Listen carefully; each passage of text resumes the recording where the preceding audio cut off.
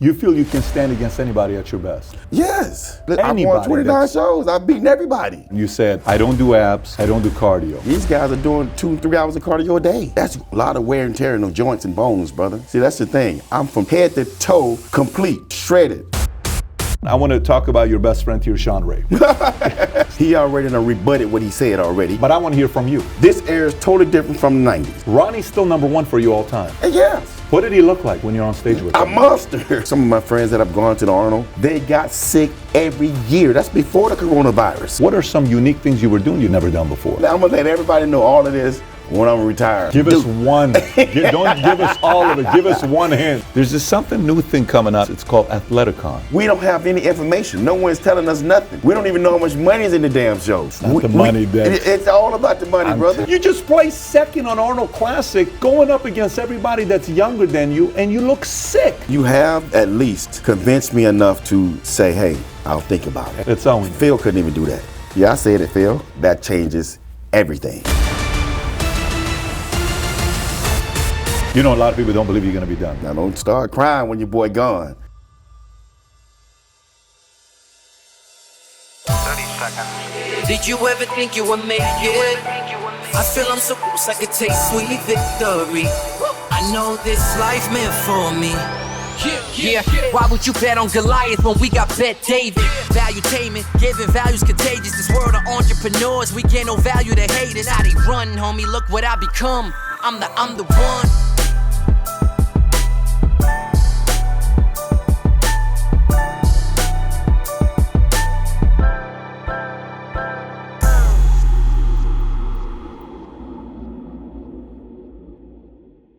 My guest today is the winningest bodybuilder ever. He's won 29 different contests, 5-time Arnold Classic. No one's won it more than 5 times. He's it. And on top of that, he won Mr. Olympia, Masters, and Europe all in the same year, 2008. It's the one and only Dexter Jackson. Dexter, thanks for coming out. Thank you. Good to be here. It's good. Right now, looking at you, what's special about looking at you is you look competition mode because you just came from Arnold Classic. I just right? competed this past weekend. Yes. So it's the first time we've had a guest that is 3 days fresh off of a competition, off of a contest. How you feeling? I feel good, man.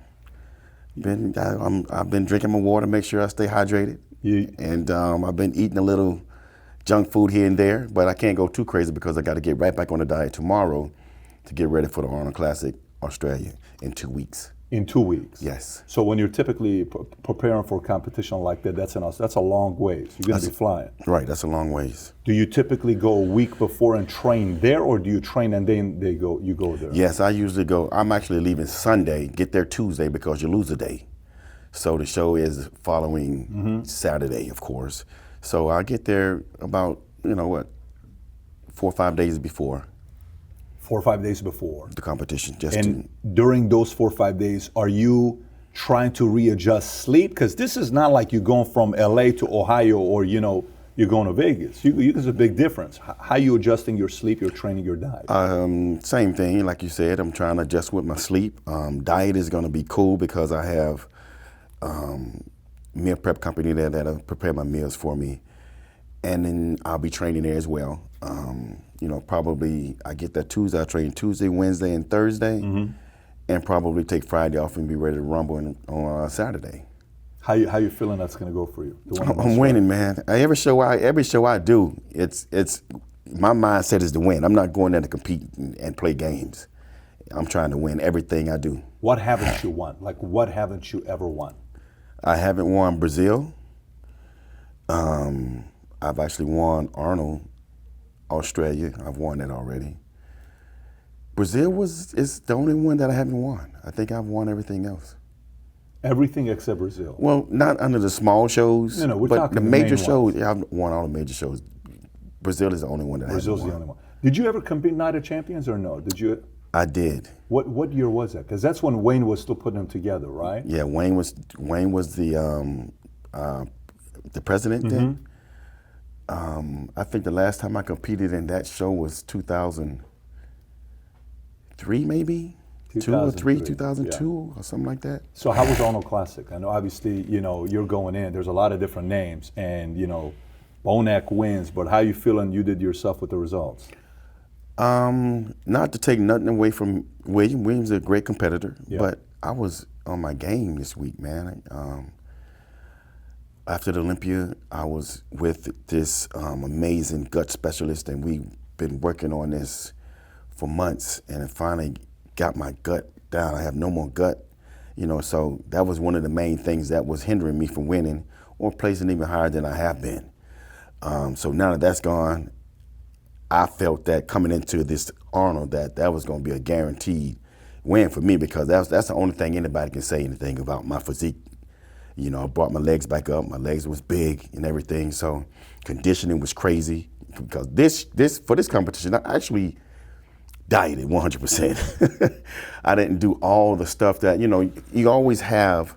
I've always had where I said to myself, if it's not broke, why try to fix it? So there was things that I was doing, like eating peanut butter every night. I did that my whole career, and I said, you know what?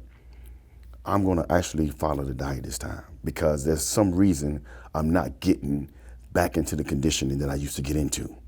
With my abs deep and my lower abs good and all that stuff, I wasn't seeing that. So I said, you know what? Let me try something different this time. I'm going to cut all of that crap out. I cut everything that I used to do that I always believed in keeping in my diet, because I'm the blade and I can get away with it. I cut it all out. And I actually followed the diet, and man, I was so peeled and shredded. This was days, weeks out, and we had to actually slow it down a lot. And but as you saw, at 50 years old, I was right on point. Looked like I was 10 years ago. My body, man, my waist is tight. Everything was so good, and I thought I pulled that win out this past weekend. You thought you won? Of course I thought I won.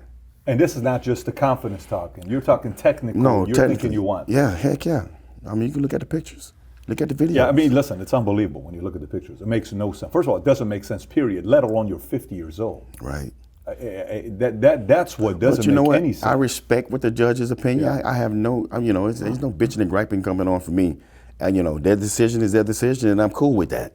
But me, on how I feel that a bodybuilder has to make adjustments and try and be better than he was the previous outing, which is what I did. And once you do that, I felt that I should have won the competition. In what area? Do you go one by one by one? Like, are you saying legs? Boom, I got him here. I got him here. He got me here. He got me. Are you? Nah, you don't compare body part for body part. You just compare overall package. Overall symmetry is better than his. My conditioning was better than his. I just, like I said, I just felt I should have won. Got it. As far as right now being 50 competing versus 40 competing, 30 competing, 25 competing, what's the biggest difference you're feeling with your body? I really don't feel anything with my body, to be honest with you. I don't have any aches or pains anywhere. That newbie machine I use for my legs has taken so much pressure off my knees that I don't feel anything in my knees. So I'm able to go heavier than I've normally been going. And it still keeps the pressure off my knees. So that's why I've been able to bring my legs back. You know what I'm saying? So that was the main thing. And everything else, my joints feel good. Overall, I feel amazing. I can do this another 10, 15 years if I want to. You feel like you can go another 10 years? Yeah, of course I can. So if you can go another 10 years, then why are you talking about retirement? Because you know in your heart when it's time to let it go. It's time. It's 22 years. It's time to let it go. I want to go out on top. But you specifically said, I will retire when I stop competing in the top 6. I did say that, and I have been saying that, but you want to listen to your mind and your heart too. If my heart says it's time to let it go, it's time to go and go on to bigger and better things, and that's what it's time to do. Interesting. A lot of people don't believe you're going to be done. A lot of people think and the reason for it is not, how some people, you watch a player and you say, I think he should have retired 2 years before. Well, you know what? After what I presented this past weekend, a lot of people are saying that. I even thought of myself for a second. I was like, no. Your ass is retired. So I am really done. you guys gonna be surprised. Now, don't start crying when your boy gone. But I'm definitely gonna retire. This is my final year, and I've always said I'm gonna give myself, you know, like you just said. I've always said as long as I'm in the top 5. That's just me talking. As long as I'm in the top 5, I'm gonna continue competing. Yeah. Or as long as the body holds up, or whatever it may be. I've always said that, but I've always said I've give myself a year or 2. But I've never said I'm retiring. This is it this year. I've never said that. This is the first time I've said it. I want a record saying it, and it's gonna happen. How did that decision come about? How did you make the decision to? Me and my fiance, we sit down and my family talk about it, and we just feel it's the right time. Any specific reason for it, or is just Well, was it something where it's kind of like so many other business opportunities That's what that I'm I have asking. to pursue. Right. And I can't do it while I'm still competing. It's just too much going on. You know, I'm away from my family. A lot of people don't know that I'm away from my family probably 8 months out of the year. I go to LA and stay to LA just to train. You know, I train with Charles Glass out there. I've had an apartment out there for 10 years now. So it's rough on the family too. You know, if it weren't for FaceTime, we'd probably be done. FaceTime saves lives, saves relationships. So definitely FaceTime is what helped me and her be able to communicate, and we both got understanding, because she was the main one to say, well, look, Dex, you need to go out there, you know, because at first when I started going out there, I started training with Charles Glass, okay? And I would go out there for 2 weeks, lug all my stuff back to Florida, stay there for another 2 weeks, then go back out to LA and train with Charles for 2 weeks, and spending all this money on, you know, vehicles to rent and hotels. And she said, you know what? You need to just find a place out there, just stay out there and train. Keep all your stuff out there, that when you got to worry about lugging it back, you know, you just have everything out there that you need.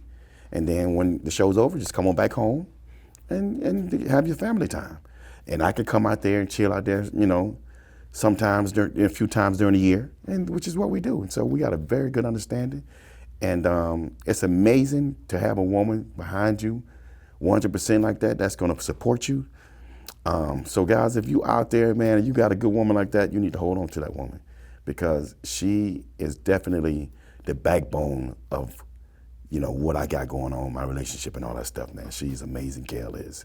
And, you know, so a lot of people don't know, that's the reason, you know, me going out there stand 8 months out of the year, that can be tough on any family, brother. And, but like I said, now it's time, after sitting down and having the discussion, you know, I got so many business opportunities that I have to attend to now while I'm hot. You know, I don't want to start losing it to fools that, you know, I ain't got no business losing to. You know what I'm saying? And then my name goes down the drain, and people, well, I'm not gonna say go down the drain, but while I'm hot, I need to take those, you know, take that and use that, you know, and get ready for after bodybuilding. Yeah. You know what I'm saying? But the part I would say to you is, are there guys that you're seeing coming up that you think it's going to be tougher for you to place in the top 5 over the next 24 months? Because sometimes, you know, one of the biggest criticism right now, Mr. Olympia, or bodybuilding would be, you know, there's not really, I mean, you got Olympia. I'm not taking anything away from Moore and some of these guys that are coming up, but it's not like the NBA where Giannis is right behind and, you know, John Morant, and you got Luke and all these guys coming up. Who, you know, if you compete the next 2 years, you don't think you would do top 5? No, yeah, of course I will. I've always said, like, say for instance, when Phil was coming, when I was beating Phil, I said, you know what? I ain't worried about Phil. But when he comes into his own, ain't nobody gonna beat him. You know what I'm saying? But it's about muscle maturity. You know, these guys are young. They're gonna have a great future. But right now, they can't beat me. In the next 1 to 2 years, I still can hold them off, just like I did with Phil. But once Phil beat me, then it was a wrap. Now, what a lot of people don't understand, all the people that have come and gone, and let me explain this, what I mean by that, is when I come into to bodybuilding, you had guys like, all the 90s guys, right? So I come in, all these guys that beat me. And then I start beating those guys, Flex and, Chris and all the other guys. I start beating everybody, okay? Once I start beating you, you're not coming back and beat me, okay? You're not coming back and beating me. You're not coming back but and the beat me new again. guys could be, like a Phil. Okay, right. So now, once I start beating you, I'm going up. You're going to start going down, Yeah. right? So I've always said I can outlast you and come back and start beating you again once you start beating me, and which is what I've done.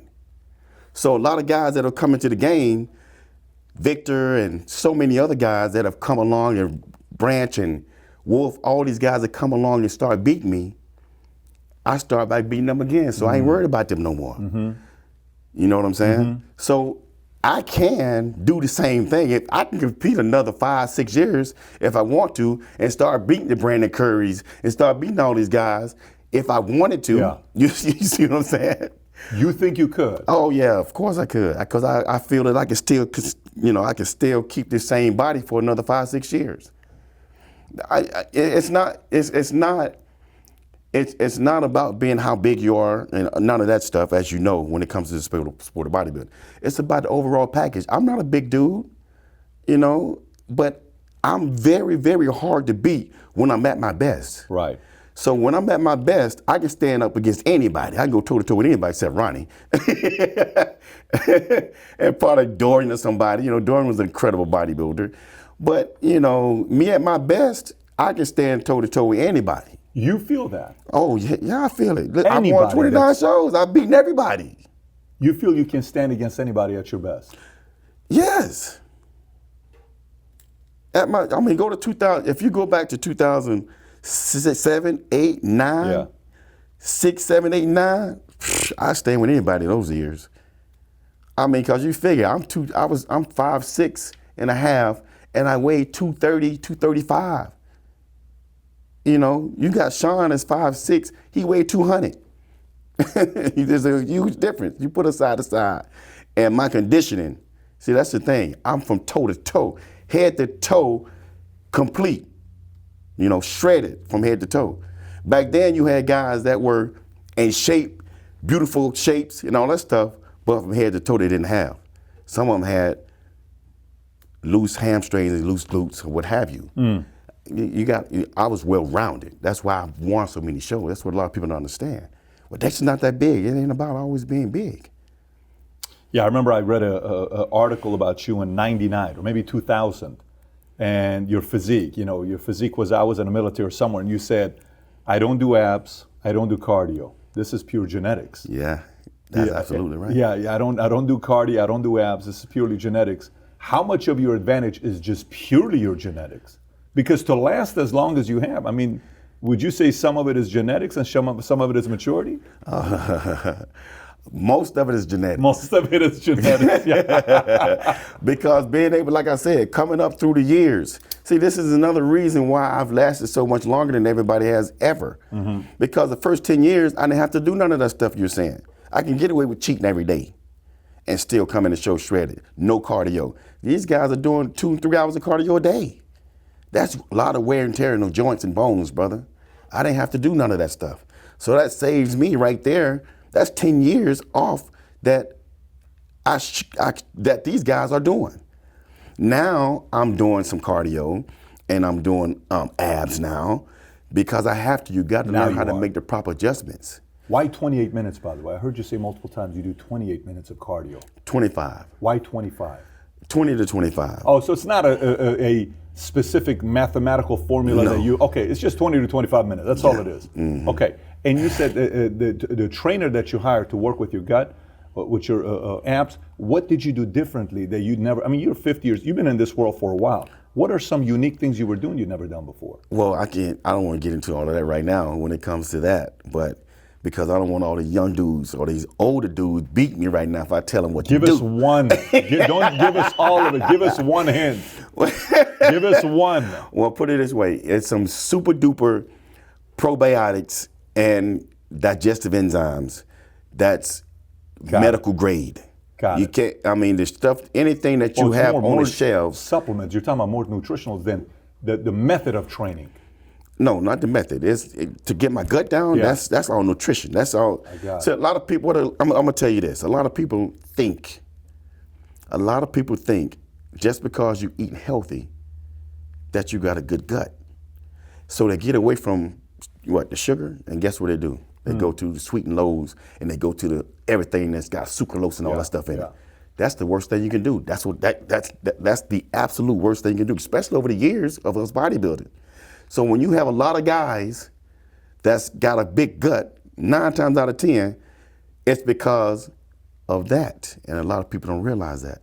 I had hiccups for days and days and weeks, and I had to take medicines Hiccups. to stop the hiccups. And we couldn't understand. I went to the Mayo Clinic. The Mayo Clinic in Jacksonville, Florida, there's 3 of those clinics or hospitals around the world, around the United States, and they are the #1 hospitals in the United States. So they did extensive testing on me and those, in the hospital. So I'm saying probably 2 weeks of extensive testing with my blood work and all that stuff, sticking shit down my throat, trying to figure out what's going on with my gut. Well, come to find out, I had a gut bacteria. So we had to get rid of the gut bacteria. That was one of the reasons why it was puffy down to the bottom. We couldn't figure that out. Now, I got with this other lady after that, this gut specialist, and first thing she told me to do, stop all of that stuff that you're doing with the sucralose, all that sweet and low and all that diet stuff, knock it off. From now on, just take, I'm not gonna tell you, I can't tell you what she told me. You're retiring though, man. I mean, I'm gonna let everybody know all of this when I'm retired. Cause I don't know, but you can't tell me my stomach went flat as hell versus what it was. Was it instant or was it like a couple weeks? No, it's not instant at all because we started at 6 weeks out from the Olympia. Got it. Okay, and after Olympia, I was like, and it came down a little bit. I was like, in for Tampa, came down a little bit, lot better than it was the year before. So I was like, you know what? I'm done with this. These pills ain't doing shit for me. So my girl was like, you need to stay on it. And the gut specialist was like, you need to do this and keep staying on it. So I stayed on it the whole time from Olympia to the Arnold. So that's months, 3-4 months. Yeah. I stayed on it. And there's the results. You see what happened. My stomach was finally flat again. And the number one thing is a lot of people, I mean, all those sweet and lows and all that stuff that you eat with sucralose, guess what happened when I cut that shit out? No more hiccups, gone. After you cut all that medicine I was taking to stop the hiccups, when I cut that simple little stuff out, it was gone. Interesting. Now let me ask you, Dex, you've been around the game for a while, okay? You're 50. You're not 40. There's a big difference between 50, 40, 30, right? Right. And in the political world, there's some games you play and, some things you say, something you don't. How much of the bodybuilding world is there of giving bad advice to competitors to have an edge? Because everything's about an edge in your world, right? Some of it is giving bad advice. Some of it is giving good advice. Some of it is confusing. I mean, obviously, if you've seen Pump and Iron, Arnold would try to confuse, Lou or Frank, whoever it was. It was how much of that happens till today? I really don't know because you know what? When I start working with someone, I stick with that one person. I don't listen to what goes on or what other people are saying. You should do this. You should do that. That's one thing that a lot of these competitors do. They listen to too many people at one time. So that's why I've always been able to stick with one trainer, stick with one nutritionist, pretty much my whole career. Joe McNeil was my first. George Ferry was my second nutritionist. So I've only had 2 nutritionists in 22 years. You know what I'm saying? And with Charles, he's been my only trainer in the gym that I work with. Well, I went to Psycho Fitness, for a year and a half or something like that. But went back to Charles, been with him now for the last year and a half. But that's the thing, I've always had people in my camp that I trusted 100%, and I didn't listen to none of the other stuff for. So I really don't know how much everybody else is influenced by anything. Got it. Charles, you said you've only been training with him for a year and a half, or you? No. I started training with Charles since 2010. Okay. I trained with him for like 7 years. Then I went to Psycho for a year. That's then the year and a half you were gone, and you're back with Charles. What is the big? I mean, Charles is obviously a godfather. People talk about. He's been written about everywhere. What makes Charles so special training with him? It's the different angles that he uses. And granted, a lot of people are like, why you need a trainer? You know, well, why Michael Jordan got a shooting coach? Mm-hmm. He's the greatest basketball player. He still got a shooting coach. Well, same thing with him. You know, same thing. You know, if there's little things that and little twists and stuff that he does when it comes to you working out and hitting different angles that a lot of people don't know how to do. He does. And not only does he have that to motivate me, but the main thing is he's Charles Glass. When I walk in that gym, I don't want to let this man down. That motivates me in itself. I'm going to give it all I got when I train with him. Because of who he is? Because of who he is. Is his style challenging you, pushing you, or no? It's just more direction? No, I can do it all myself. I know how to do all the exercises now. But like I said, he just being with Charles and in that gym, you know, that Gold's Gym is just something about that damn gym. It's the most famous gym in the world.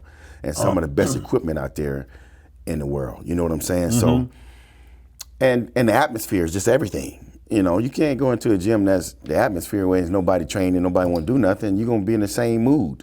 You know what I'm saying? So if you go to a gym where everybody's training and busting their ass, that's what you're going to want to do. What's the biggest thing? I remember Dorian Yates said one time he went to, Gold's Gym and the front desk clerk didn't recognize him. Yeah. And says, hey, I'm here, I'd like to train. So, well, you have to pay $25 or whatever the number is. Says, I'm Mr. Olympia. And he says, I don't know who you are. So look at that, that's me right there, right? And she lets him in. Yeah. What's the biggest changes you noticed with your life and the way you were treated the moment you became Mr. Olympia? What are the perks, the additional perks? The additional perks? The additional perks are... well, you're in a good relationship right now, so, obviously there's different perks if you're single, but what are some of the crazy perks you get when you're Mr. Olympia? Well, I mean, I get a lot of free stuff. I get a lot of people wanting me to promote stuff for them and earn money off of it. My Instagram is through the roof when it comes to my engagement, so I get a lot of money from my Instagram. So those are some of the perks. What else? When I used to be just a bodybuilder, or if I just say, well, say for instance, if I'm I'm somewhere in public and someone asks me, well, what do? You play football? I get asked that every day. You're a football player? And I say, no, when I want to talk to the people, I just say, oh, I'm a bodybuilder. And they're like, oh, okay. But when I say I'm Mr. Olympia, oh, wow, really? That changes everything. Just that name alone. Even people who don't follow the sport? Even people who don't follow the sport. They know that name, Mr. Olympia. Now, you know how in football you wear a ring and you got all these other things. Mr. Olympia doesn't have anything like that for you to put on. No, we don't have anything to put on. Well, we got that sandown when you walk in the house, sitting right on that mantle. Yeah. Yeah. They gotta give something that you can wear when you're going places. A ring, because even in poker they do the bracelets. When you win a World Series poker, you win a bracelet.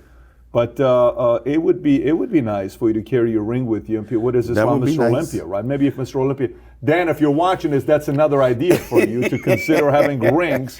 I mean the night of the Champions or the New York Pro. If the New York Pro gives out a ring, so with diamonds, it's like $10,000.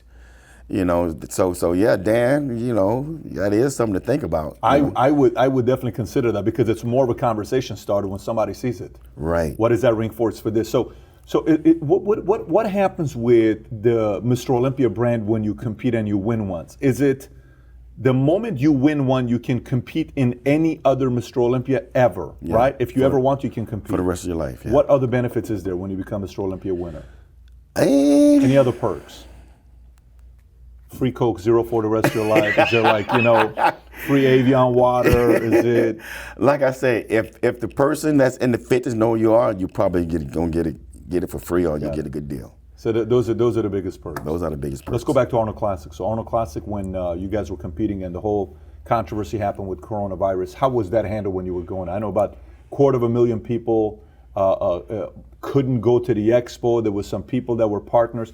How was that frenzy when you're in it? What were you guys experiencing? We were pretty much in our own element as usual because, normally I'm in my room the whole time anyway.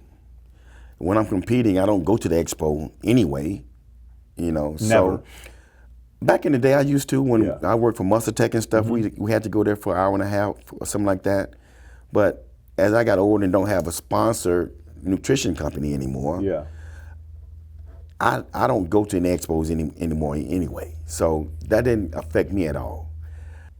I think for the people, because it's a sad situation. I can understand exactly where both parties are, coming from,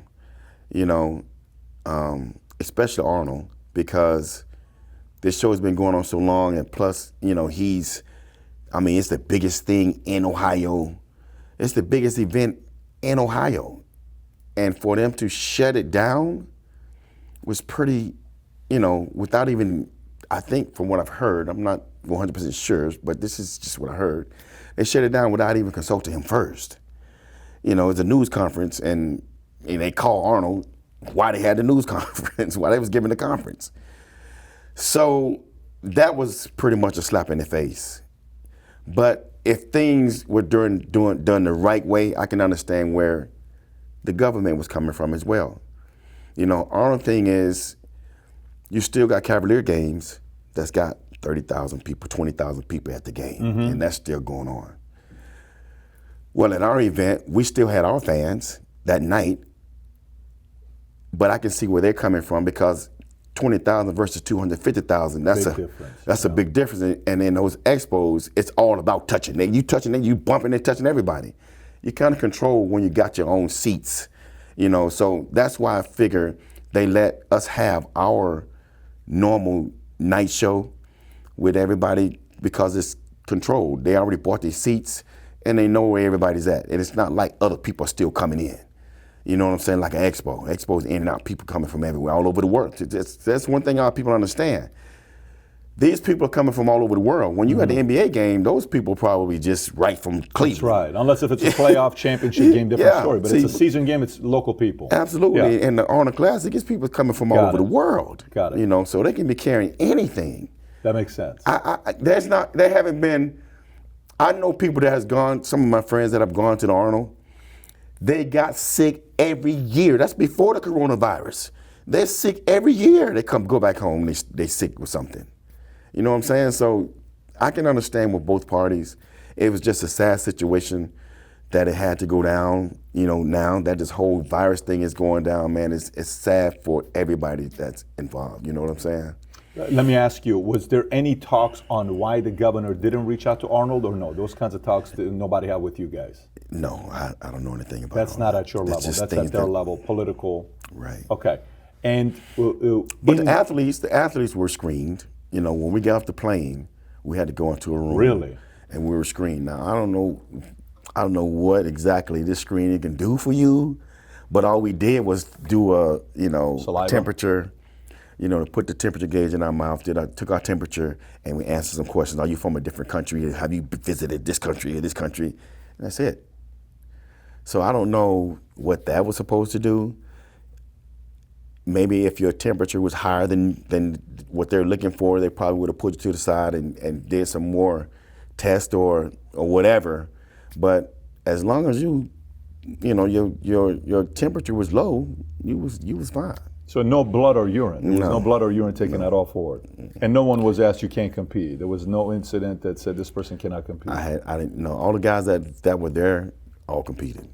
And are most of you guys, it's bodybuilding is a fraternity, right? It's a group of people that pretty much doing the same sport. So you are competing, but in a way you also kind of want the sport to be getting bigger and bigger because it benefits everybody. Right. Were you guys all on the same page kind of with the decision made for the 250,000 people coming through on the expo, where it's like, I think the right decision was made? Or were there certain people that were saying, it was mixed. It was mixed. It was mixed.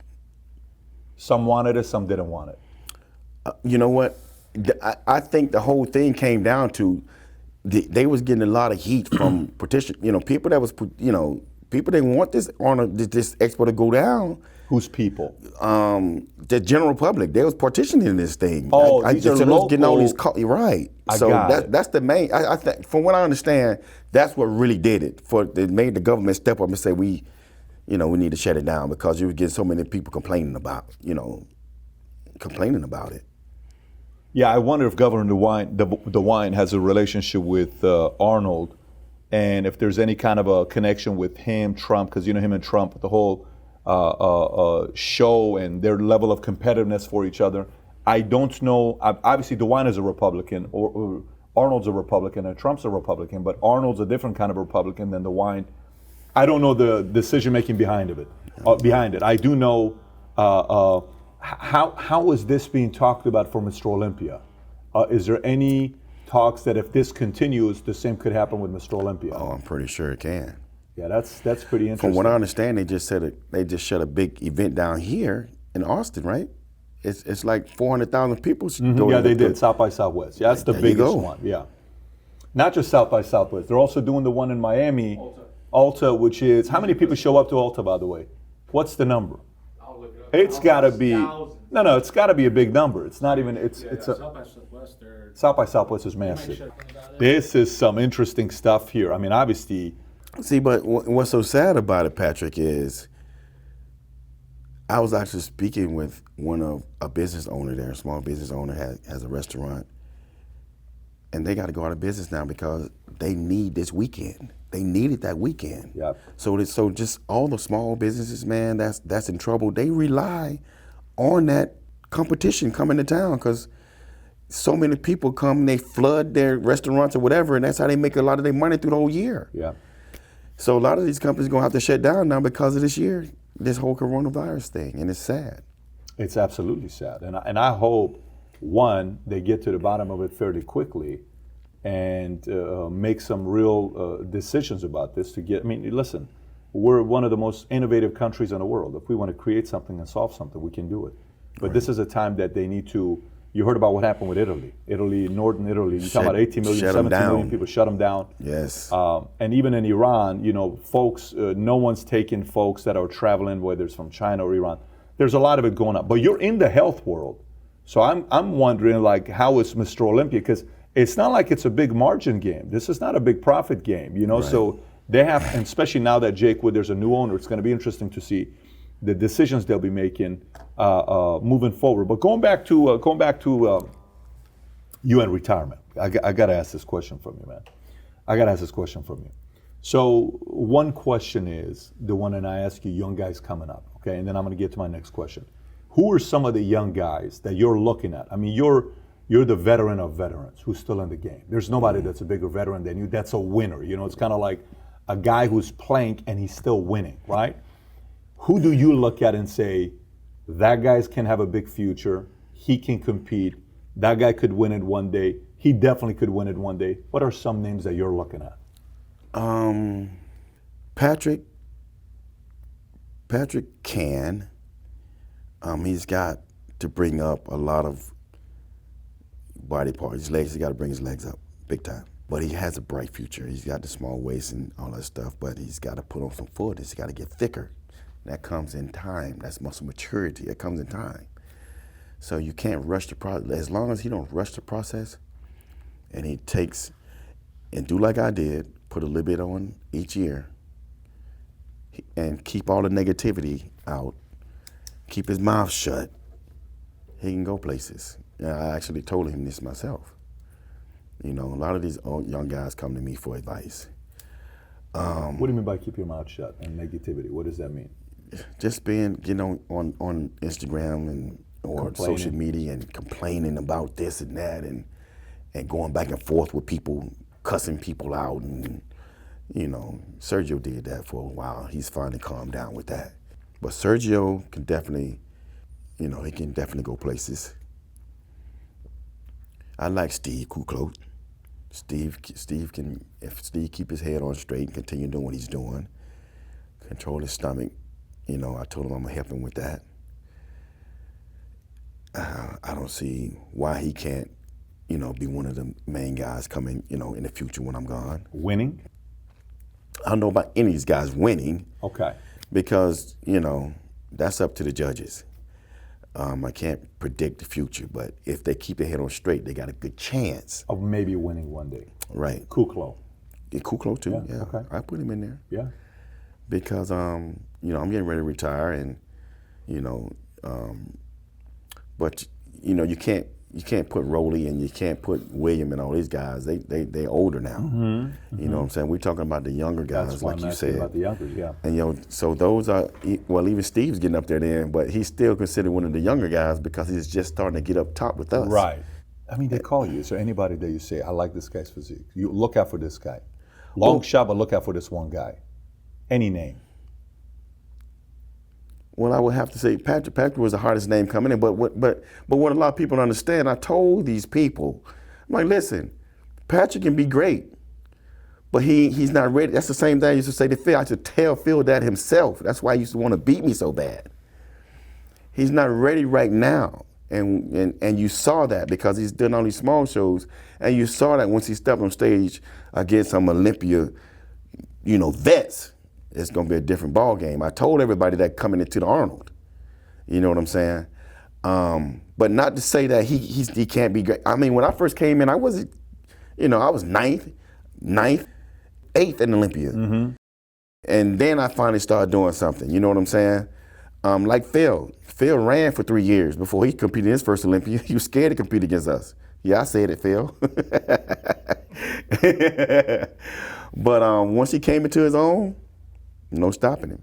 Same thing with Patrick. If Patrick continue doing what he's doing, putting on size in the right places, I think he can definitely win Olympia in the future. In the future. Yeah. Okay. So outside of those 3 names, you don't have another name. Those are the 3 names you. Well, if you throw some names out to me, then I can tell you yeah or nay. But as of right now, I can't think of it. I'm just curious because in sports, you kind of look at the next guys coming up. Thought maybe in your world, you guys are talking about that this guy's got the goodies. He could potentially do something. Look out for this guy. That guy's got to get the calves done. The only way that I even notice a person is when they're getting a lot of press from social media. I didn't know who Patrick was until I started seeing him all on social media. Everybody, he should have did this and did that. You know what I'm saying? And then it came up. Like when he won, I think he won Cal. When he won Cal, that's when he started getting a lot of press. Yeah. Yeah. His name is everywhere, by the way. Everybody's dropping his name that he could potentially one day win it. Yeah. So you saying it, that's another validation. And by the way, Phil thinks the world of you. And you know that already, though. Phil is my boy, man. Phil thinks the world of you. So retirement, you're talking about retirement, and you're very committed to it, very, very committed to it, to retirement, super committed to the decision of wanting to retiring. But here's a but for you, okay? Here's a but for you, okay? You got Arnold Classic, okay? You got these competitions that you've done. Mr. Olympia, you've won. Arnold Classic, you've won, right? There's this something new thing coming out. I don't know if you've heard of it. It's called Athleticon, right? You never. Maybe if you've never heard of it, it's in a lot of talks right now. Yeah, obviously, you obviously know exactly what I'm talking about. I'm being sarcastic with you. That's a whole different ball game. And the reason why I'm saying it's a whole different ball game, I don't think competing in Athleticon is necessarily the same as the other ones because the benefits package is bigger.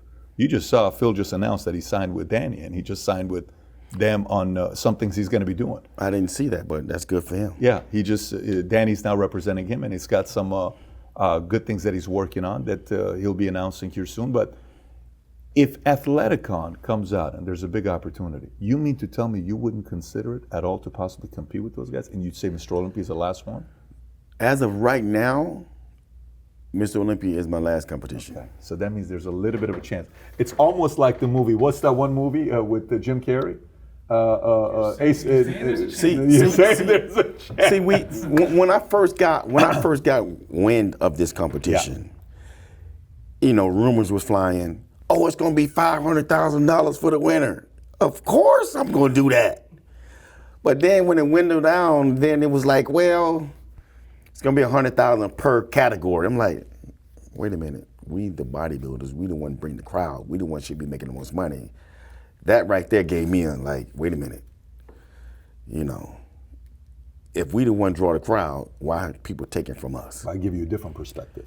I give you different from the business standpoint because you want to get into the business side, right? Okay. Remember back in the days, the sale was what? when you said in one interview, you said, why'd you become a bodybuilder? Oh, because, I went to this one show and I saw the girls screaming, saying, "Oh my gosh, look at this! I want to get this kind of attention from girls," because you come from a family of athletes. You played everybody in your family. I think you were a football guy. You played baseball. You didn't play basketball. You were track, and you were good at it, right? You did your homework, yeah. brother. So you're a guy that came from that world. So, and they used to pitch you guys back in the days and say, "Yeah, let me tell you, imagine being on a cover of a magazine." That was a big deal. No one cares about being on a cover of a magazine today versus 20 years ago. And you used to make right before, whether it was flex and you made a few $1,000s a month writing, that doesn't work anymore today. Today you got to do it on your own social media and site, right? So let's set that part aside. Back then, it mattered if you were on cover of Muscle Mag or Flex or whatever. Absolutely. Today, maybe Athleticons pitch is, listen, forget about the upfront money. Don't think short term. Think about the connections and the movies and the opportunities and the commercials and the shows. So if I'm a Danny or a Rock, that's how I'm pitching myself. If I'm sitting behind closed doors, I'm sitting there saying, listen, man, just want to let you know, if you're just coming for the $100,000, we're the wrong show for you. But if you come in here to be part of the family, like a guy asked me a question. He says, I'm an actor, okay, good looking guy. And he says, I'm doing work, man, but I'm having a hard time. And this guy's done some work. He did some work with Denzel. He did some work with some guys, but he is the actor that should be getting more jobs, but he's not, because he studied the right art and he went to the right acting school. And he's asking me this question, Pat, what should I do to get some play in Hollywood? I said, look, man, I just got to tell you something. If I wanted to get into Hollywood right now and I wanted to act, I would do whatever I could to get in the right team. He says, what do you mean? I said, if you look at nowadays, actors are making movies based on teams. Adam Sandler and 4 other guys keep making movies together. And the same guys that were in one is in the next one, and the next one, and the next one, right? Vince Vaughn and Owen Wilson, Vince Vaughn and John Favreau and one of his other friends, whether it's Swingers or, Peter, that's right. You look at some of these guys and they're kind of getting in a mix. I don't know. I mean, if a personality like yours gets picked up and then you get other opportunities, maybe something you ought to consider, long term, because it's not every day. Like if I had you and I'm your agent, you're marketable, man. Are you freaking kidding me? It's like a 50-year-old looking the way you do. No one can say that in the world. You realize there's only one of you in the world. If we were to put anybody above 50, okay? Anybody above 50. If we even put anybody above 40, Phil would be in a competition if we wanted to compete. But if we put anybody above 50, who's even close? Nowhere to even. That's a marketable story. I can understand where you're coming from, but if the contest was closer to the Olympia, then time-wise, I mean, it's what, October, November sometime? Yeah. The Olympia's in September. I'm already doing all these shows now, right? Take a break, then do the Olympia. Tough, then it'd be extremely difficult for me to take another break and compete in November. You know what I'm saying? Yeah, so I get it. If it was closer, it would be a no-brainer. But how'd you do it in 2015 when you did 9 out of 12 and you won 9 competitions? There's all back-to-back. That's what I'm saying. So if you can't do that, you can't do it again? No. They are all back-to-back. Oh, and what timeline? Okay. Kind of like this Australia one you're doing? Right. Oh, okay, I got it. You see what I'm saying? I got it. Yeah, that makes sense. So if you got a show, if you got the Olympia, because all the shows that I competed in, they usually run back to back. Yeah. Okay, and not split apart. Okay, and what I mean by split apart is one's not in February, and the other one's in June, and the other one's in December. These shows that I won, it was 2 weeks apart, 1 week apart. Can you give me an example? Like when you won Masters, Mr. Olympia, and you won Europe, in how long were those 3 contests? Okay, that wasn't in the same year. Okay, then give me the one where you won 9 out of 12 in 15. Okay, so say I did 9 shows in 2015. Right. So it start with the Arnold. Yeah. I do the Arnold, the Australia, and maybe 2 Grand Prix, and they're all back to back. How long is back to back? What's that timeline? It can be. I don't know the exact dates back then, but it can be. Yeah, it can be 4 to 6 weeks. So you can still do what I'm saying? I mean, if you look at it. Hold on. I'm trying to set you up that there is a possibility. Okay, but hold on. But you got the Arnold and you got 3 shows after, right? That's back to back. Then that year I had the Olympia, and you had 3 shows back to back. Those shows were over in September. I got it. Now you want me to diet another 3 months? That's a lot of work. So the gap. So the gap. Can you actually get the dates exactly? When is Athleticon and when is Mr. Olympia? Mr. Olympia is what? Second week of September or third? Second week. Second week. Okay. October 10 to 11 is Athleticon. So it's 4 weeks. It's 4 weeks. So there you have it. You got 4 weeks timeline. 4 weeks is 4 weeks. I thought it was like November or something. Well, I mean, if you think about this, because you can still stay true to your commitment of saying, I'm retiring in 2020. Anyways, I'm not trying to throw a wrench in there. I'm sure Mr. Olympia people are already pissed off enough with me that this is just adding, can this guy who's got a channel on entrepreneurship stop talking to bodybuilders? No. Because to be honest with you, I just had 8 weeks in your mind. Prague is a week after the Olympia. They just stepped up their game, put more money in that show, and they're pitching hard to get athletes. So, Prague is a week after the Olympia. So who knows? Prague is what? Which one is Prague? Prague is also Mr. Olympia or no? No. Prague is just another competition like Athleticon, but it's the Prague Pro. You see what I'm saying? Prague no. Well, I mean, as a competition, not how prestigious that show is going to be. It's going to be crazy. Don't get me wrong. But being that it's in October and it's only a month later, hey, I consider it now because you see, we don't have any information. No one's telling us nothing. We don't even know how much money is in the damn show. It's not the money, Dex. It's all about the money, brother. I'm telling you, I know it is because I know this is a career. One thing about you is, you're a professional. This is your business. This is what Phil if it's all about the money. Phil tells shows all the time. He told Arnold, if you put more money in it, I'll do it. He wouldn't do it unless he put more money in it. Yeah. That's the Arnold. Yeah. But I think what Phil is doing is, remember how you said also is when you said when you were training back in your 20s, 30s, it was kind of like, I can eat anything in abs. And then I learned that I don't have to do free weights because I wanted to take care of my joints. So you saw your peers kind of hurting themselves squatting 800 pounds. You're like, I'm going to make some adjustments. It's like the machine that you found with your legs and how it helped you build up. And then you found out with the abs, with the probiotics you don't want to tell us about that you eventually will. Maybe Phil is also sitting there saying, this is about contacts and relationships. Who knows? No. So we're not talking about that. What you said was, it's not all about the money. I know. It's absolutely about it because Phil wouldn't even do it unless they put more money in the show. He wouldn't do what? He wouldn't do all He wouldn't compete. No, he straight up told him, if you put more money in the show, then I'll do it. The Olympia pays $400,000. You got to at least pay that. That's Phil. That's your boy said that. But I'm talking about you and Athleticon. I'm talking you and Athleticon. I'm talking you and Athleticon. Look, I don't work for any of these guys. Listen, it's not like I'm getting a 5% or 20% commission. I'll be rich. But look, now I got some more information. I've gotten some more information on when the show is going to be. Now I at least know when the show is. Okay. We don't know exactly how much money. Listen, in this sport, when it says when you come, if I were to come out with a show and I put $200,000 in the show, I'm gonna have a lot of great guys coming to that show. Okay. If I just put a little bit of money in the show and put like $20,000 in the show, those big names ain't gonna come to that show. It's not enough money. What if you got 150 million followers on Instagram? That ain't got nothing to do with it. Oh, Dex, you got to think long term. Nah. You got to think long term. No, he got 150 million. Not me. That ain't got nothing to do with me. But you don't think Joe Weider played a big role in our buddy Arnold? I mean, you got to think about it. I know you trying your best to get. I'm just telling you, I don't benefit from it. I don't benefit from it. I'm not in any.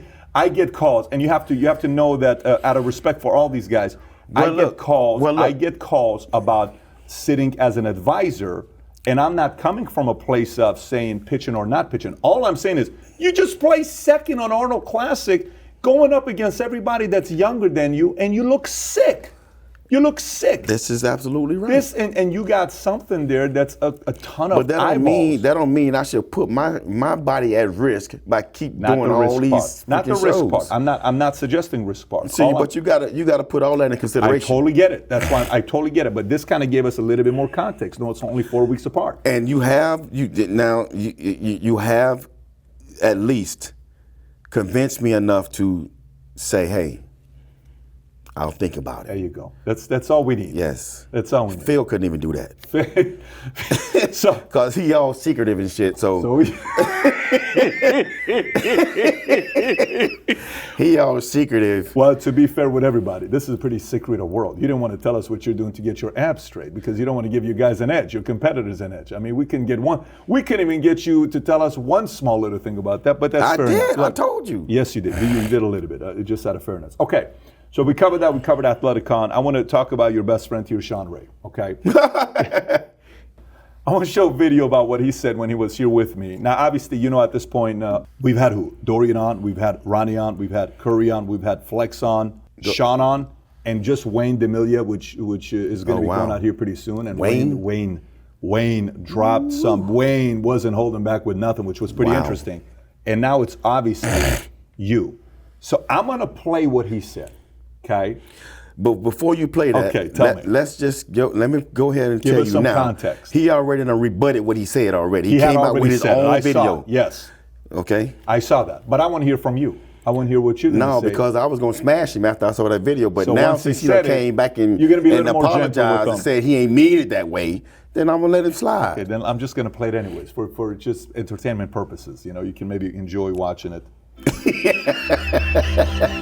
Current era against your era. No, none of these guys in the top 10. The one that could be the top 10 would probably be Dexter Jackson, but the other guys, no. These guys are right where they need to be for their timing, and they're lucky that Dexter's not 10 years younger. It couldn't be Dexter if he was 10 years younger. Dexter in his prime couldn't make the top 6 of the Olympia, and I was there. He's already given his answer. Huh? Well, first of all, my first 3 years are not my prime. 2000, I turned pro in 99, 2000, 2001. That's when I competed against Shawn. That's not my prime. My prime went until I hit 2005, 6, and 7. That's my prime. When Shawn would beat me, I was damn near Shawn's weight. 205. Yeah, that's when Shawn would beat me. When I started smoking Shawn, Shawn left because I'm not even getting into all that. But when I started beating some of the older guys, see, here's the thing. Everybody's always coming out trying to compare. You can't compare eras. It's a totally different, this era is totally different from the 90s. Okay, those guys were sucked in and sucked down, and I was eating 4 or 5 meals to look like that. Nowadays, you got to eat your ass off to be full. You come in like that, you're going to get smoked because these guys are full these days. Two totally different eras. You know what I'm saying? Not to say that these guys in this era can't suck down like that. Of course they can. Right. But it's all about being full these days. If you any flat or anything like that, you're done, So that's why I always say you can't. Why do you even try and compare eras? You can't do that. But I think you're a good guy when Shawn beat me my first 3 years, he was Shawn Ray. That last Olympia, I got photos. You can see the photos. I've posted on my Instagram. I smoked Shawn his last year, but he's Shawn Ray. You know what I'm saying? And I got no problem losing to Shawn, okay? But me in my prime, I would definitely smoke Shawn, for sure. You in your prime, you would definitely smoke Shawn. It wasn't even close. I was 230, he was 200. So 232. Let me ask you this question. From head to toe, straighted from head to toe. Shawn, he didn't even have straighted glutes, man. Come on, man. And he was narrow. He had no sweeps on his quads. No, I would definitely smoke Shawn. Dex, technical question for you. You've been around the block for a while. Top 5 bodybuilders, in your opinion, of all time. Rank them in top 5. I'm sure you talked about this many times because it's your world. Top 5. You can't put yourself in there. I can't put myself in there. Well, Ronnie's one. Ronnie's first. Ronnie in any era. Smoke anybody in any era. Okay, so let's get that out the way now. Okay. 2 is, I'm not, this is not in any particular order. This is just my top 5. Well, your first is first. But Ronnie's first regardless. Okay, I got it. Fair Other enough. guys, you can switch them around. Okay. But I would have to say,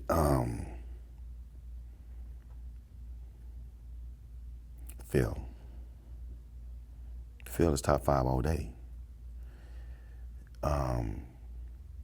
That's 2, 3.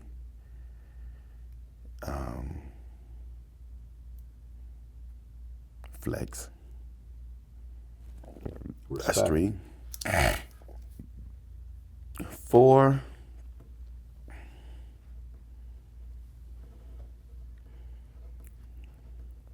Man, that's hard. You know, 4th and 5th.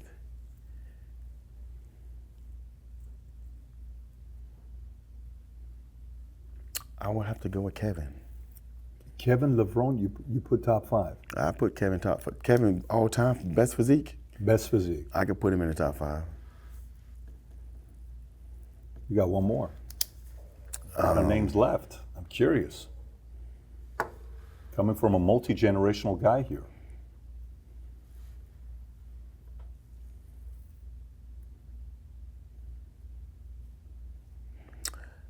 I would say, had he applied himself in the gym the same as he did outside the gym, or if he applied himself, if his work ethic was great, if everything was on point and he did what he's supposed to do, I would say Chris Cormier. Well, he's your mentor. He's your friend. So I know when you're saying Chris Cormier. I'm not saying that because of that. I'm saying that because it's a fact. You'd put the real deal as a top 5. If he applied himself the way if he applied himself the way I do myself, and we seen the full potential out of Chris, yeah, I feel that Chris is better than Flex if Chris stayed out the streets and stopped fooling around with everybody and did what he's supposed to do. Yeah, of course. Chris was bad, bro. Chris Cormier, you put in top 5. Yeah. Now that's that. So you a few names just for full disclosure. You've left out. You've left out Arnold. You've left out Sergio. You've left out Dorian. You've left out Haney. You've left out Cutler. Some names here, and you're still sticking to your 5. Well, I didn't think you meant all of those guys. Like, I mean, I'm talking everybody. Okay, well, that's a different perspective. Let's do a whole nother top 5. Oh, okay, then. Great. So so for full disclosure, to be fair, when everybody's watching, you're giving your era, people you've competed against. Yeah. Fair enough. Now give me stuff all time. All time. All time. Okay. Still, Ronnie's gonna be in that all time. Ronnie's still number 1 for you all time. All time, yes. When you talk about on stage competing against him, yes. What did he look like when you're on stage with him? A monster. Was it the word unbelievable? Like it's unbelievable? When Ronnie dropped them clothes backstage, everybody's mouth dropped. Jay Cutler, everybody. What was it about his physique? It's freaking huge and shredded, bro. That's the most. He's by far the most dominant bodybuilder in history. By far. Who's the closest guy you made that look like that? Ronnie. He's closest to the Incredible Hulk, bro. Okay, so we got Ronnie at the top. Ronnie's the GOAT. Let's just put him at his own league of his own. Ronnie's I don't know about the GOAT, but Ronnie is the most dominant bodybuilder of all times. First place. Right. Next. Arnold, of course. Okay.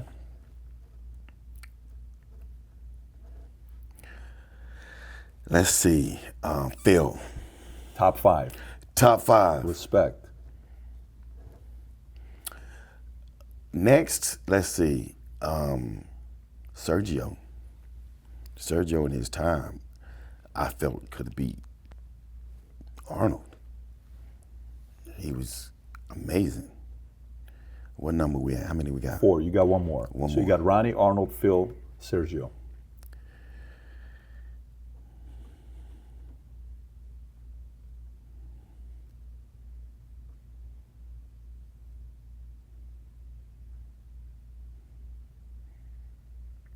Ronnie, Sergio, Phil, Arnold. Top 5.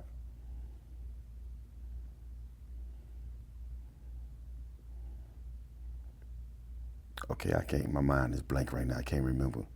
So you got Flex, Kevin, Cormier, Haney, Jay, who would you put as a 5? Lee Haney. Lee Haney's 5. Okay, all right. Lee Haney's 5. So Ronnie first, and you got Arnold, Phil, Sergio, Lee Haney. Well, that's not in no particular order. Ronnie's just first. Well, Ronnie's first. The Everybody other else is second, not third, in any- fourth, and fifth, you can switch them all around. But Ronnie's 1. What you saying? What you think? Somebody could beat Ronnie? No, At his best? You know. Okay, well, you're looking like. Did you hear what Ronnie said about Arnold? Did you hear what Ronnie said about Arnold or no? What'd he say? He said, I showed him a picture of Arnold. He says, look at that chest. He says, if Arnold was competing in my era with access to the things that we had, I couldn't beat him.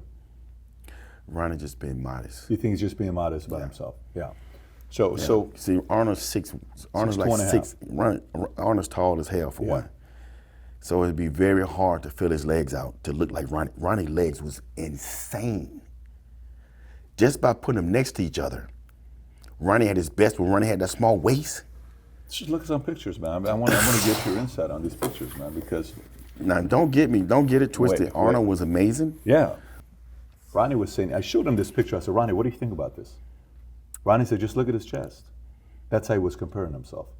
But you're saying 6'2.5" to fill the legs is mathematically You impossible can't, to go just up because against somebody someone. got a big chest don't mean I mean, what is that supposed to mean? There's a lot of, Marcus Rue had one of the biggest chests in the world. Yeah. You know, Did he ever place top 5? but you I got to think have Marcus- overall. He didn't. Now, if he would have said that about look at his legs, look at his hamstrings and glutes, and he ain't say none of that. He just said his chest. See, when you look at Ronnie, you're gonna say that about everything.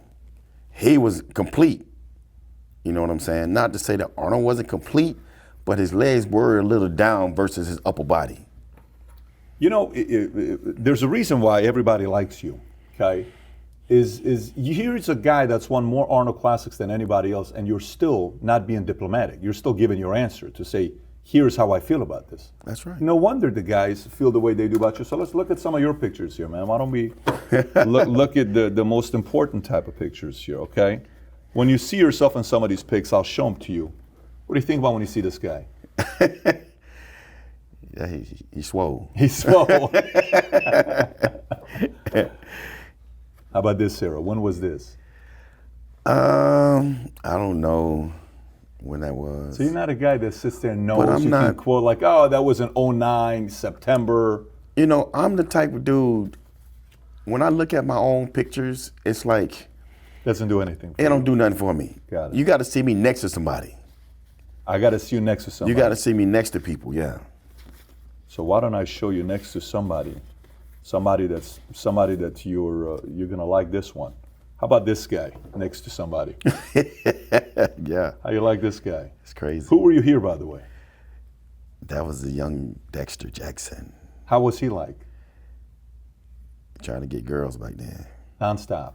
Is that what it was? Is that priority? Look, I was a little ugly little dude back then, man. And when I started getting a little body like this, and I seen all those girls screaming, I wanted the girls too. So that's all I wanted and thought about back then, is trying to get a girlfriend. Now, is that a big part of the life of a bodybuilder? Is that what it is? A lot of play, a lot of girls, a lot of partying? No. That's the beginning of my career. This. That's not now. I can No, care not right less. now, but I'm talking about 25, 30, 35. Is that still where the reaction you're getting is nonstop? Of course, you get that. Of course, you get all these girls out there that's like, people, that says, ooh, that's gross, but behind closed doors, they want to see what the muscles feel like.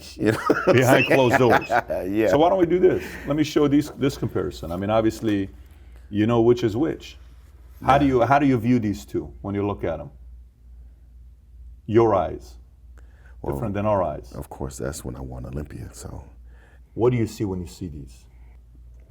not much of a difference. Not much of a difference.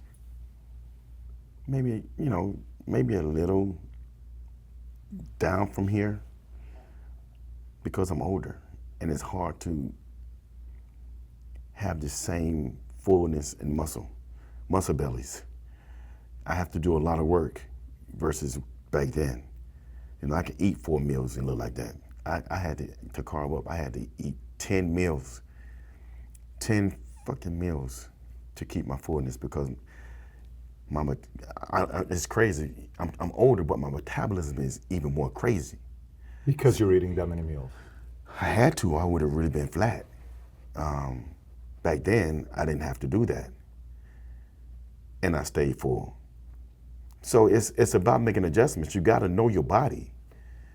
You know, most people would try to do, I'm gonna do the same thing I did back when I did this, when I won this show. You can't work that way. You gotta know how to make the adjustments. You gotta know when you're flat, when you need to add more food, when you need to stop cardio. You gotta know how to do all of that stuff. That's what I've mastered over the years. That's why I've lasted so long.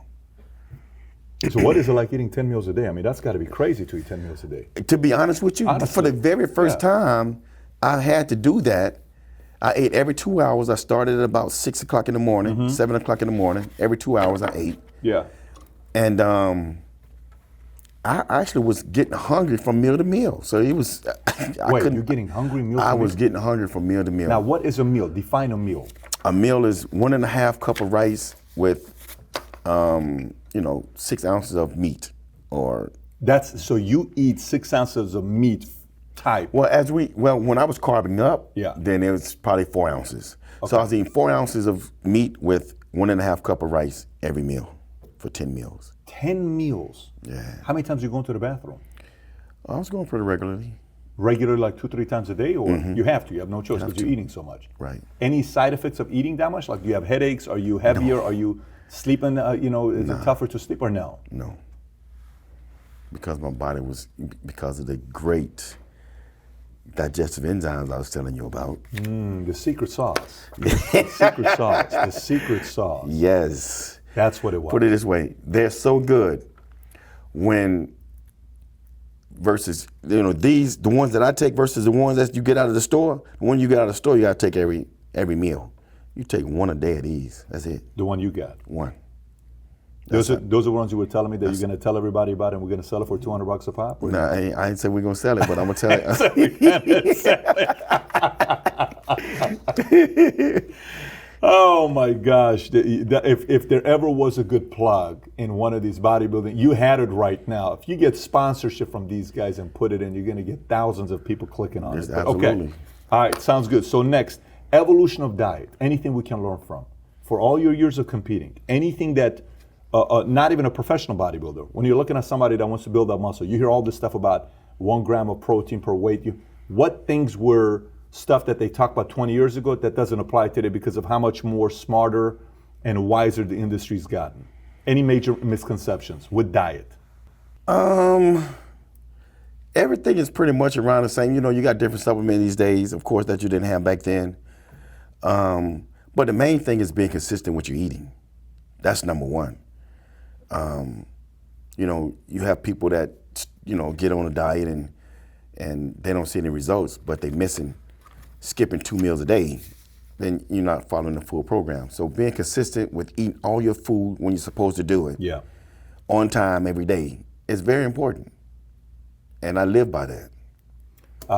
You talked about Arnold earlier. Obviously, you won it more than anybody else. What's your most unique story you got with Arnold?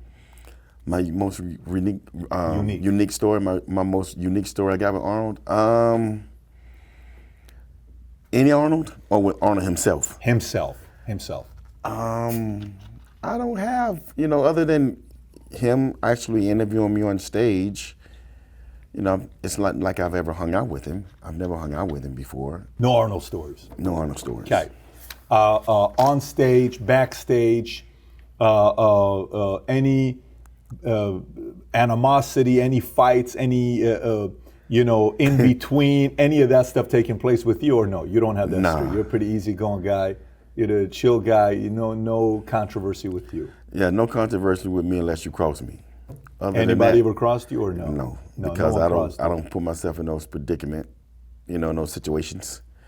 So that's why I'm cool with everybody. When there's tension, I try and, be the clown back there to make everybody laugh. You know what I'm saying? But where did that come from? Is that just your personality? That's just me, but one thing I'm a straight shooter. If you don't want to be told the truth, I have no filter, and I'm gonna tell you straight up what's wrong and what's not wrong, period. You're November 29th. Is it 29th? 25th. 25th. Who's your best friend in bodybuilding? My best friend in Best friend bodybuilding. Somebody you talk to every week. Stan Curly Top McCrary.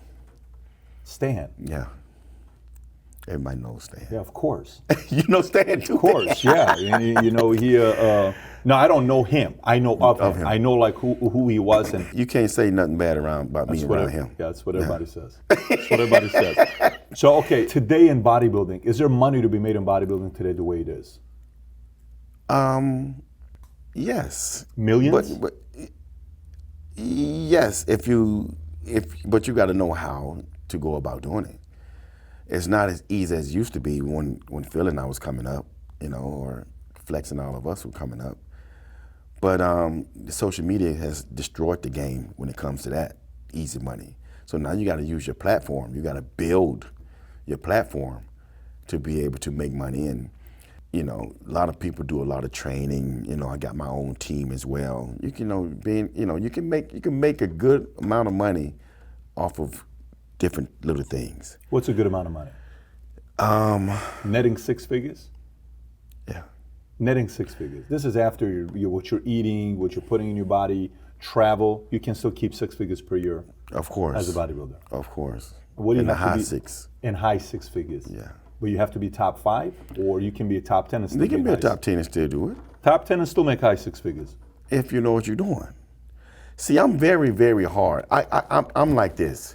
If you can't afford to pay me what I'm worth, then I don't need it.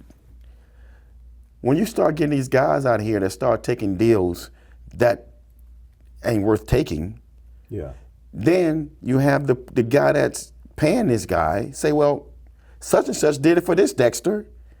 I'm like, well, I'm not him. But then you get all these other guys that's still taking it for what he's getting it for, and that's why the sport is not growing when it comes to us making money. Mm-hmm. You know what I'm saying? Mm-hmm. I've always said, you know, I wouldn't take less than $500,000 from a supplement deal because I feel that I'm lowering the standards of the sport when it comes to us guys making money from contracts from supplement deals or something. So I would never take a deal anything less than that. You know, and I would say, but I'm blessed and fortunate enough to say, you know what? I don't need that deal. I'm gonna compete every show and win my money, which I was able to do, and I didn't need a contract or nothing. You didn't need a contract. I didn't need a contract because I won all the shows. You never got a contract. No, with yourself. I'm saying I had contracts, but when, like, say for instance, when Muscle Tech cut us, I said, okay. I had other supplement companies coming with me with deals. Nah, I'm worth more than that. You can't pay me what I was getting over here. I don't need it. So I started winning all the shows. That's how I made all my money. But I was fortunate to be able to do that. I was blessed to be able to do that. Everybody can't do that. So that's what I'm saying. They're going to go and take that money. You see what I'm saying? Got it. Yeah. But me, I would never, I would never take something that I'm not worth. It has to be my worth because I feel that I'm letting this, I'm dropping the standards of the sport. So I've never done that. Post-retirement, are you planning on doing whatever you do with your businesses within the industry, like supplements, things that are within the field? Yeah, I definitely got my own supplement line I'm getting ready to launch. It's the Dexter Jackson Signature Series. So I'm getting ready to launch that and a few other things. I'm not going to let the cat out the bag. Are you going to have that probiotic part of your Dexter Jackson or no? I'm working on multiple things. All I'm saying is if you are doing some with that, because if it's that effective, let me tell you, that's a good way to position yourself. I'm working on multiple things. That's good. That's good to know. You know what? I'll go ahead and let the cat out the bag. I'm going to tell you exactly what these pills do for you. Not only are they digestive enzymes and they're probiotics, but they shrink the large or small intestines. So all these people that have these bubble guts, mainly because of the intestines. Are you wanting to get hundreds of text messages after this video comes out with calls? If that's what you're trying to do. No, I'm not. I'm not going to take any calls or no messages, nothing like that, because I ain't telling nobody nothing until I retire anyway. But that's 5 years from now. So if it's like, you know what I'm saying? Because based on what we just talked about today, you ain't going away anytime soon. Okay, speed run. I'm going to give you a name. Tell me the first thing that comes to your mind. All right. Okay. Dorian Yates. Grainy. Grainy. Ronnie Coleman. The greatest. Kevin LeBron. I don't know. You don't know with Kevin LeBron? I don't know what word to say. Oh, okay, I got That's it. what I'm saying. You had him in your top 5 earlier. Yeah, so I I know did. you got respect for him.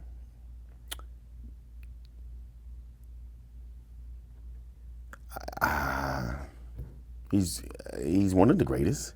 Okay. Brandon Curry. Brandon Curry, amazing guy. Wayne DeMilia. He cool with me. He cool with me. Okay. David Pecker. Don't know him well. Jim Mannion. The Godfather. Sean Roden. Shawn Ray, very good friend. Bonek. Very good guy as well. Dan Sullivan. I've known Dan for many years, and he's like a brother to me. Big Ramy. Gentle giant. Arnold. Man, what can I say? He's like Michael Jordan of the sport of bodybuilding. Charles Glass. The greatest trainer in here ever. Chad Nichols. Chad has always been good to me, so he's a good guy. Phil Heath. Phil, amazing person. Cormier. That's big bro. Jay Cutler. Keep it real. Flex Wheeler. Flex, he's got the best, I would say probably the best symmetry in the sport of bodybuilding history. Kai Green. Kai, he's weird, but such an amazing dude. It's actually a compliment right there to call somebody weird but amazing dude. Yeah, I mean he is. I mean he draws and shit. And he sings like big personality. Like, yeah, I love that guy. I love Kai. He's a good guy. Shawn Ray. Shawn,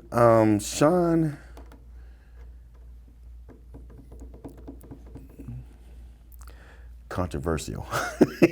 And he's comfortable being there. Yes, he is. Athleticon.